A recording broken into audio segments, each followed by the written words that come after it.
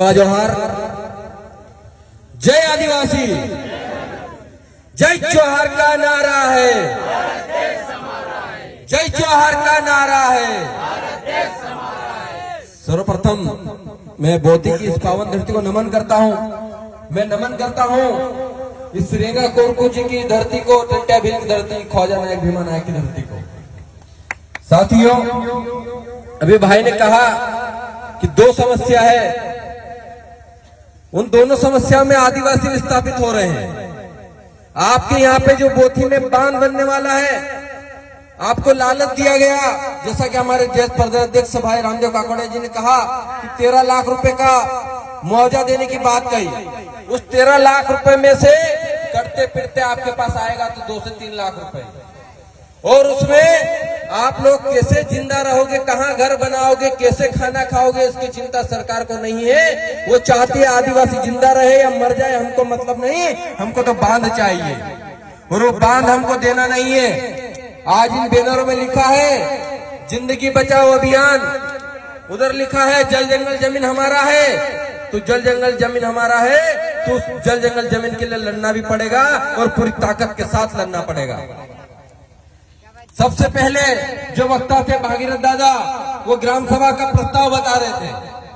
वो बता रहे थे कि ग्राम सभा ने यहाँ पर लिख के दिया। फिर कह रहा हूँ, एक बार फिर इन सभी गांवों की ग्राम सभा बिठाइए, और अनुच्छेद 13(3) का के तहत रूढ़िगत ग्राम सभा बिठाइए, पारंपरिक ग्राम सभा बिठाइए, और प्रस्ताव पारित करके दे दीजिए कि इस आदेश से पूर्व जो भी ठहरा प्रस्ताव दिए गए हैं वो सब शून्य घोषित कर दीजिए, और आज के दिन का एक नया ठहरा प्रस्ताव बनाकर दे दीजिए, और उसको कह दीजिए कि ये ठहरा प्रस्ताव ये हमारा है। क्योंकि आप लोगों ने संघर्ष को आगे बढ़ाया है। आप लोगों ने एक नारा सुना होगा, उसमें कहा था ना लोकसभा ना विधानसभा, सबसे ऊंची ग्राम सभा। ना लोकसभा ना विधानसभा, सबसे ऊंची जो ग्राम सभा है, उस ग्राम सभा को माननीय सर्वोच्च न्यायालय ने कहा है कि ना लोकसभा ना विधानसभा, सबसे उच्च ग्राम सभा वेदांता बनाम उड़ीसा का 2013 का जजमेंट है, उसमें कहा था।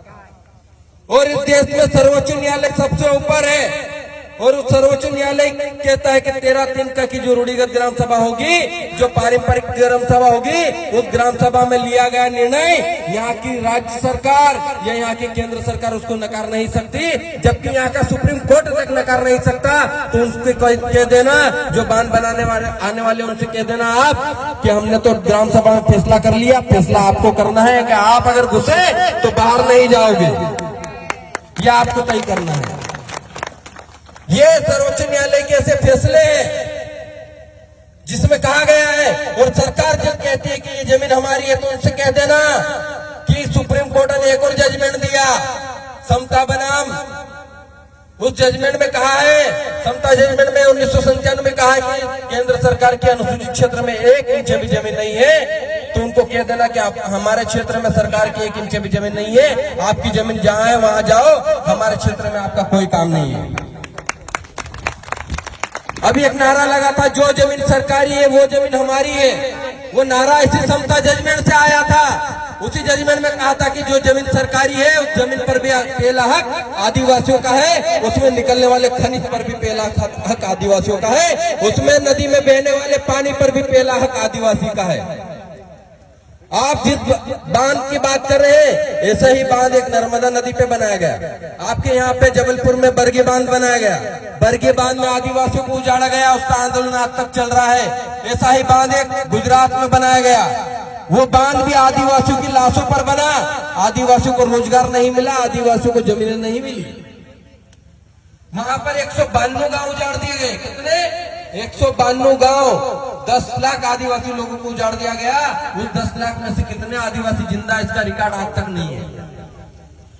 और उसके लिए क्या किया, गुजरात में एक बड़ा सरदार पटेल का स्टेच्यू लगा दिया गया, और वहां कहा गया कि उसकी भी जमीन और ले ली।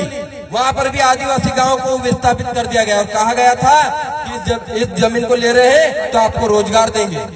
आपको पता होना चाहिए कि वहां के जो आदिवासी थे, जिस जमीन के मालिक थे, आज वो वहां पर दरी बिछाने का काम करें, उनको रोजगार के नाम पे कुछ नहीं मिला।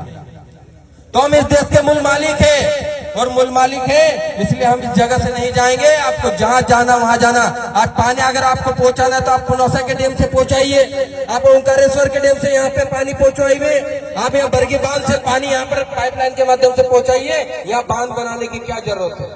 उनको बांध नहीं, आपकी जमीन चाहिए। ये जो जमीन पे बैठे हैं जमीन चाहिए।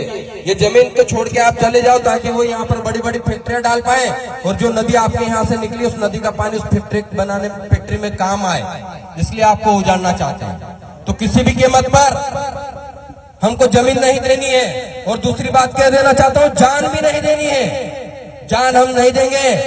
एक नारा है, न जान देंगे न जमीन देंगे। हमको गर्दन नहीं कटाना। गर्दन काटने की नौबत आई तो सामने वालों की काटना है, हमको नहीं कटाना है। हम हमारी जमीन के लिए जान भी नहीं देंगे और जमीन भी हम ही रखेंगे, ये वादा करना है। क्योंकि जान देके आंदोलन खत्म हो जाता है और जान लेने से जमीन बच जाती है। अगर नौबत आई तो वो भी करेंगे। हमारे लोग 1972 में तो कांग्रेस की सरकार थी, केंद्र में भी कांग्रेस की सरकार थी। कांग्रेस की सरकार एक आदेश निकालती है और उसको पूरा बीजेपी की सरकार करती है। तो हमको इन दोनों को समझना पड़ेगा। दोनों एक ही है, एक नागनाथ है तो एक सांपनाथ है। इन दोनों को बदल दो अब। ये आपका भला करने वाली नहीं है।